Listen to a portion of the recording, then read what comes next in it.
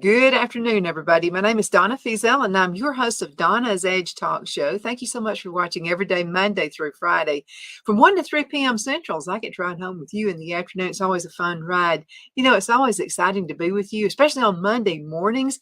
You can find us on television, channel 182 on Charter Communications and Abundance Television, found on Roku, Apple TV, and Amazon Fire. And don't forget the podcast, thenewscasters.com. And also, if you would like to send ideas for shows, you do boss me around, and I love it. You're the reason we have this show. You can always send any ideas or suggestions to Donna at donnasedge.com. That's Donna at donnasedge.com.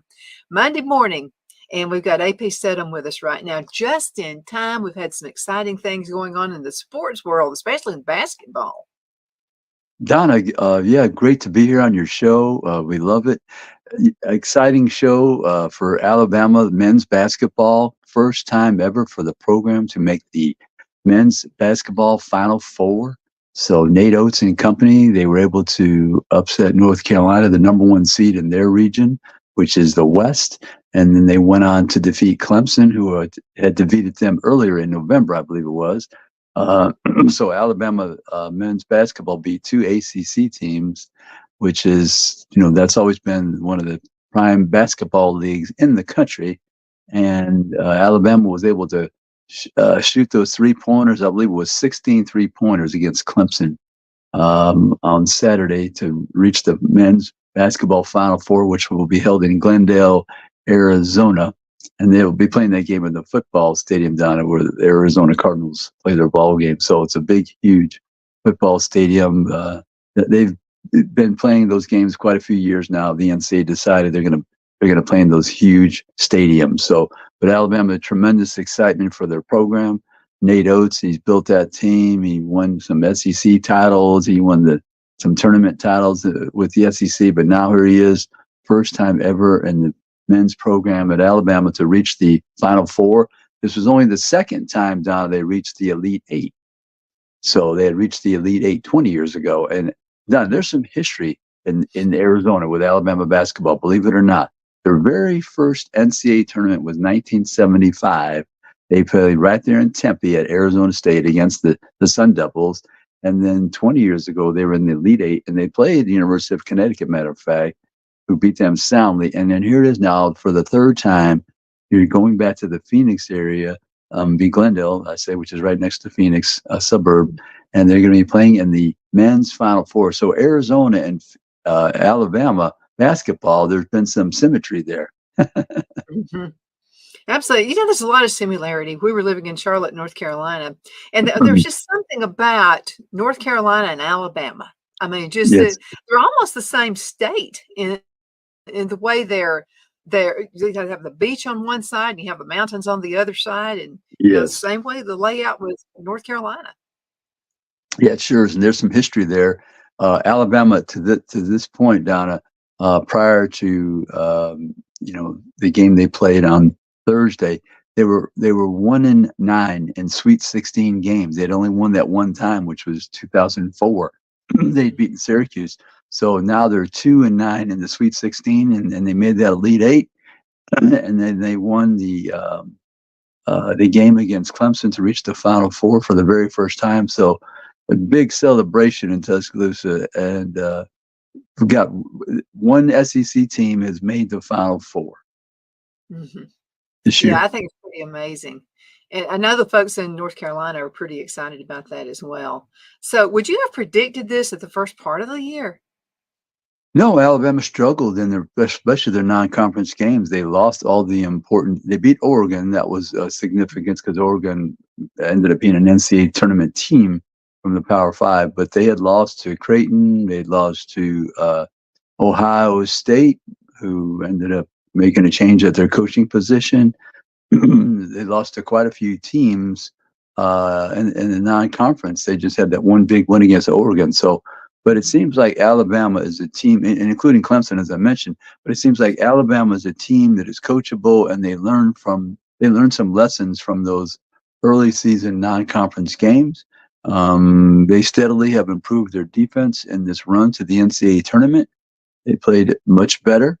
We saw that, especially in the North Carolina game, they gave up 54 points in the first half. Down, that's not a good sign. But the second half, they held North Carolina, which was the number one seed in the West, to 33 points. So they were able to sneak by the Tar Heels by 2 points. And then they played better defense against Clemson and the Elite Eight game to reach the Final Four. So they've been getting better, and they had significant contributions from many players. And then Mark Steers, their All-American guard, led them. He hit 7 3-pointers on Saturday to beat Clemson.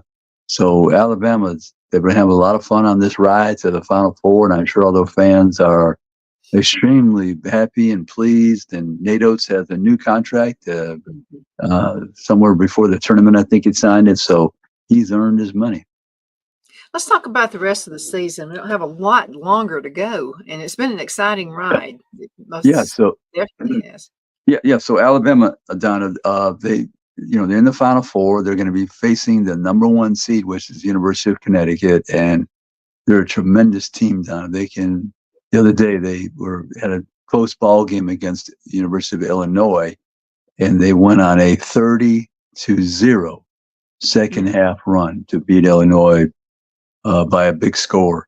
So Connecticut is a team you think you're staying within the distance to win the ball game, and next thing you know, they put 30 points on you, and then defensively they're smothering you, so you're not even scoring a point. So they've met a couple of times in the past. Like I said, it was 20 years ago they met in that Elite Eight game, and I think they beat Alabama by about 25 points or so. And then they played it last year in Portland, Oregon, for a tournament up there, and I think they scored with about 10 points. So it's going to be a game where Alabama is going to have to hit probably, 10 to 15 threes, and hopefully slow down Connecticut's offensive scoring. Maybe they're not going to have a good as ball game. So we'll see what happens here. But it's Alabama's thrilled. Their fan base is so excited that they finally in the men's program reached the Final Four. The women had reached the Final Four, Donna, actually 30 years ago in 1994. That game was played in Richmond, and they played Louisiana Tech. And North Carolina, by the way, the women were in that Final Four along with Purdue. So this Final Four, the teams will be North Carolina State, which is a Cinderella team on the men's side, and Purdue, and then Alabama and University of Connecticut on the other side. So those are the 4 teams in the men's Final Four. We had a question, and this was from Rodney, and he was asking a question about Alabama. Sometimes you struggle even though you win the game. So he wanted to know, in your opinion, what was the biggest struggle for Alabama this year, whether they won or lost? Yeah, defensively, Donna, because they, one of the top team in the country, 90 points a game, near the top, at the top.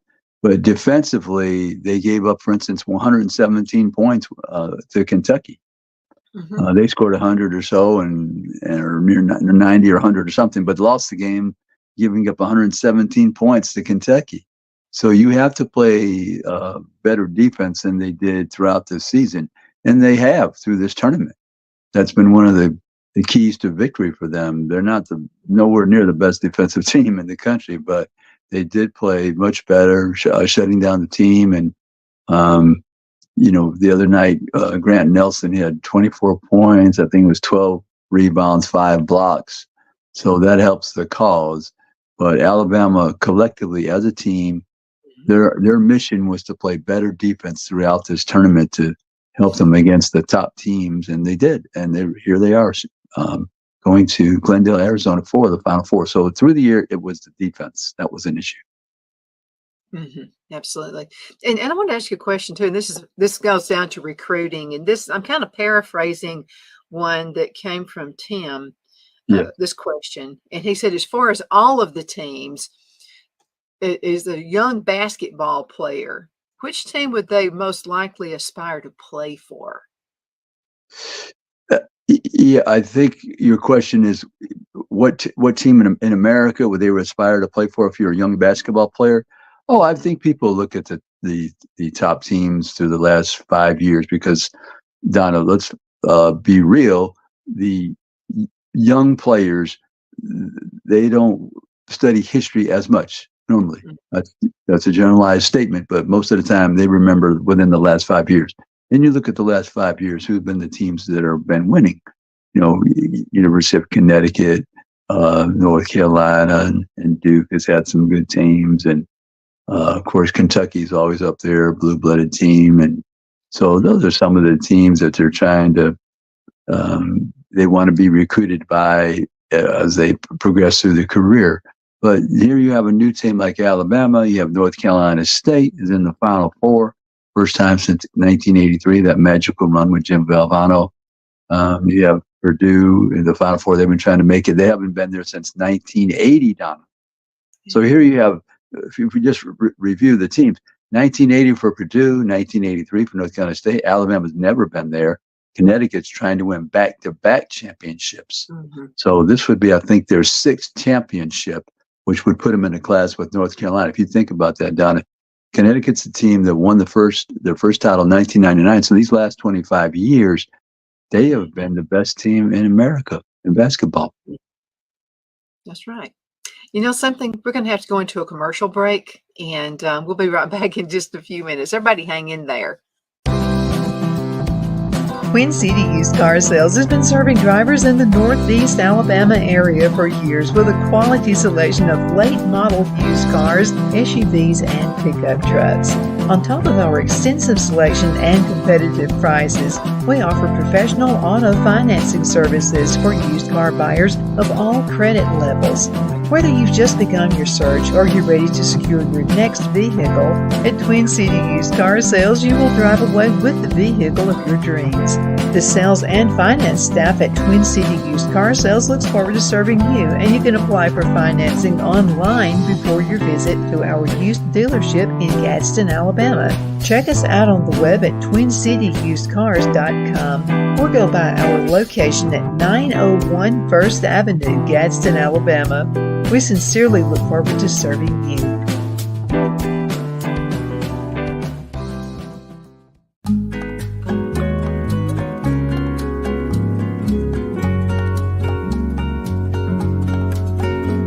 At Lamone's Mexican Restaurant, located in Henniger, Alabama, and voted Best Mexican Restaurant of DeKalb County, Alabama 2020, we're here to serve you with authentic Mexican cuisine. Order easily online by going to lamonsmex.com or call 256-657-3999 to place your order. We're open Sunday through Thursday 11 a.m. to 9 p.m. and Friday and Saturday 11 a.m. to 10 p.m. Whether you're celebrating a cozy date night for two or a celebration for a crowd, at Lamone's you'll love our atmosphere and friendly servers. Thank you for dining with Lamone's Mexican Restaurant.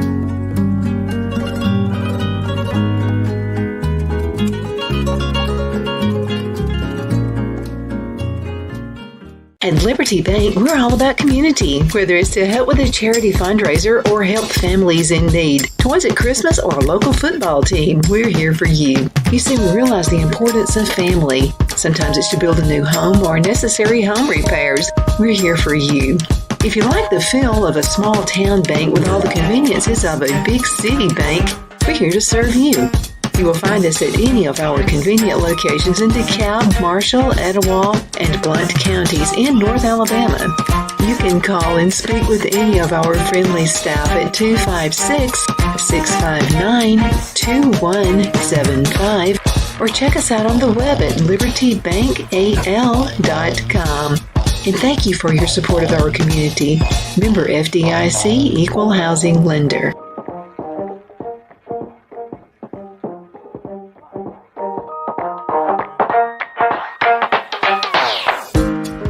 Jeff McCurdy of the McCurdy Law Firm has been a public service of this area for over 10 years. McCurdy, a member of the Henniger City Council, serves as prosecutor for the town of Sylvania and was named public defender for the city of Rainsville. The McCurdy Law Firm is located at 17326 Alabama Highway 75 in Henniger to better represent his Jackson and DeKalb County clients. If you need to be represented by a true public servant with proven success, call Jeff at 256-9 996-8701 or send a private email to mccurdy.lawfirm@gmail.com. No representation is made that the legal services performed is greater than the legal services performed by other lawyers.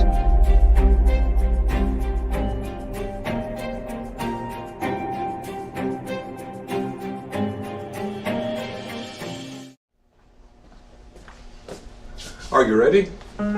We all wonder what tomorrow will bring, but the future lays itself at the feet of the prepared and surrenders to the will of the persistent. It's not easy, but today shapes you so you can shape tomorrow. With Northeast Alabama Community College, when the future asks if you're ready, you can answer Yes. Begin your future at Northeast Alabama Community College. Okay, good afternoon. We're back. My name is Donna, and I am your host of Donna's Edge Talk Show. Thank you so much for watching every day, Monday through Friday from 1 to 3 p.m. Central. As I get to ride home with you in the afternoon. It's always a fun ride. We have AP Steadham with us right now, everybody's favorite sports talk show host. He also has many shows, but one in particular right here at IC radio station. That's Football Friday at 4. We call it Football Friday no matter what it is here at this station. But AP, who was your guest with AP and Kelly as we see it last week? Yeah, Donna, we were talking about that basketball, and you know, on a couple of the segments, of course, that was a priority during the March Madness. But we had an interesting gentleman. His name is Ramogi Huma, and he's been an advocate for college athletes for decades, Donna. So he helped, and he consults with the NCAA. He appears before these panels or in court, or so he was trying to get better insurance and better safety for the players. And Ramogi played linebacker at UCLA in California, Los Angeles, but he's very well equipped and educated on all the issues concerning college athletes to see that they would be getting paid. And it took a long time, of course, and having better safety in all the sports, especially football, and the insurance, extending that for players when they get hurt, because Donna, that's really important. You don't want you want to have that security if you're giving your body to the game of football at a college or university, and you get injured, what's going to happen to you? So he was the caretaker and chaperone all those major issues for college athletes through the decades. That the conversation was a lot of fun. And in depth of all those issues that face college athletes, men and women. Mm-hmm. Have the issues changed throughout the years, or are they basically all one and the same? Well, they've been trying to have some payment for players for many, many years, Don. And this is the name, image, and likeness has been on the forefront of college athletes' mind for many, many years. But it took a long time and a concerted effort and going to the court system to try to change the attitude of the NCAA and the colleges and universities that the athletes should be compensated for their efforts on the field, on the courts, and in the competition. So that's been something that's had to endure quite a bit of legality before it came to fruition. I'm good with that sometimes, and sometimes I'm not. Right. I don't know. Then it kind of, to me, turns into a little bit more about personality instead of so much about how they perform. That's just my opinion. Yeah, well, it's a new era, Donna, and it's here to stay. Like I always tell people, once the toothpaste is out of the dispenser, there's no going back. No going back. So, and then you hear coaches, they're having some issues, and they're voicing their opinion how they don't like the changes. But Donna, that's the new world. If you can't adapt, you'll perish. So the coaches that can review the rules, apply them to the maximum for their program, they're going to be successful in the future. And that happens all the time. Every year there's changes in all this, different various sports. And these are major changes off the field, off the court. When you're compensating players with the name, image, and likeness, you're having the transfer portal. And so how do you manage that roster? And you just have to do your very best. You coach the people who are on your roster, Donna. That's the best way I can describe it. And if somebody leaves, fine. The next person has an opportunity. Next. Just say Right. next. But That's it. Stan had a question last week, and I Yes. didn't get to it because we really didn't say anything that pertained to this subject, but you're doing it now. So Stan's question was this: if you're a coach and you have to deal with someone who gets a bloated head because of all the attention they're getting, how does the Right. coach deal with it? Yeah, that's something, Donna, that a coach, um, they've been schooled on that issue many times because human nature, you can get carried away with, as you said, your ego gets involved. Everyone has an ego, Donna. And how do you manage that overbloated ego? So you're in practice, and that player is making some errors. I mean, you bring them back to earth because they're not perfect. We all know that everybody strives for perfection, but we know that they're going to be making some errors. So you just kind of get in their ear a little bit, and people do it various ways. Some are more loud than others, but you can point out those deficiencies very easily in the practice, and the teammates around them, as well as the coaching staff, they're going to let that person know you're not doing this by yourself. There's other people that have to perform for you to look good, and your performance is based on your teammates as well. Well, and we deal with behaviors differently now than we did years ago. So how different do you think Coach Paul Bear Bryant would have dealt with egos? And I'm sure he had to deal with egos as well. Oh, And oh, so oh, yeah. how do you think he dealt with it versus how coaches are dealing with it now? Right. Yeah. Coach Bryant, he understood there was a fine line. He wanted his teams to have confidence. There's no question. He had mentioned that many Yeah, times. gotta have it. But being cocky is another thing where you don't realize that there's other people that are required for you to have success. So I think that's when you can point that out to that young person. You're playing very well. We're excited for you and your family and your friends and the alumni and fans. But just remember now that if you're a quarterback, you need that offensive line to block well. You need the receivers to catch the ball. You need the coaching staff to call the right plays for you. So there's a lot of other intricacies that are involved in your reaching your goals as well. So we just want you to remember those things. Now, Coach Bryant, he could be gruff at times. He was a tough man, but I think that one thing that gave him success and made him a coach for the ages, he adapted to the times. So just like years ago, for instance, Donna, there used to be an issue with how long can you wear your hair? I mean, so that was something he had to address, in his day and age, and he did. So he was very malleable in that regard, in making those changes and adapting to the social trends of the times. So he would find a way to communicate to a player that, let's remember, this is a team. Football is the ultimate team game, and you still have to count on people around you for your success. Yeah, my first career job, my first corporate job was as a district manager for a huge cosmetic company. I mean, they were worldwide. And so I was a young manager. I was only 25 years old. I had a lot to learn myself. So my boss came with me one day and she said, "You're trying to be friends with everybody." She said, "I want you to use what we call the sandwich effect." And I said, "What's the sandwich effect?" And she said, "The sandwich effect is where you praise them. You tell them how good they are, your employees, you tell them how great they are. And then you're going ahead and you got to take care of issues that come up. You've got to. Correct. You've got to Correct. nip it in the bud," she said. Correct. She said, "Then end it with praise." And I've always thought about Coach Paul Bear Bryant. And the number of coaches we have now are great at that. They use the sandwich effect. Yes. Yeah. He knew how to raise his voice, and he knew that some players that he could ride them rather hard. Other players, if he rode them too hard, then they would retreat, and it would affect their performance. So he had that sense of people, tremendous ability to be aware of that individual and how they would accept and receive the criticism. So a manager, a coach, you must find that out about every single person in your organization. Yeah, you have to know personality traits as well. I mean, Yes. you've got there 4 of them, or probably 5 now, but there are different personality traits. You have to handle people like with me, it was always just, come out with it straight ahead. Just tell me what the issue is so I can fix it.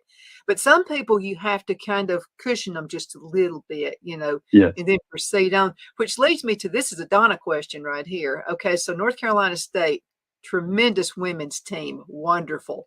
And I know this from experience. Sometimes handling women is like herding cats. And I'm saying this as a woman. I mean, Right. I'm Yeah. saying Yeah. it. Yeah. So how does the coach handle a bunch of women on a team?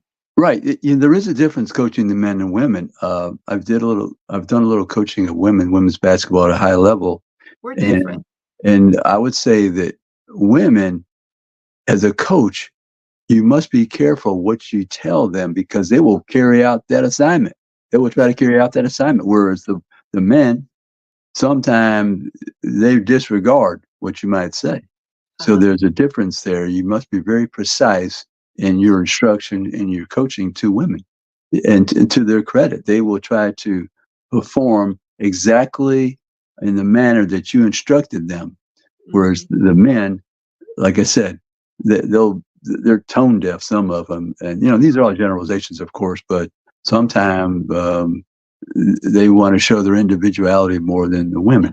And they don't heed the counsel of the coaching staff.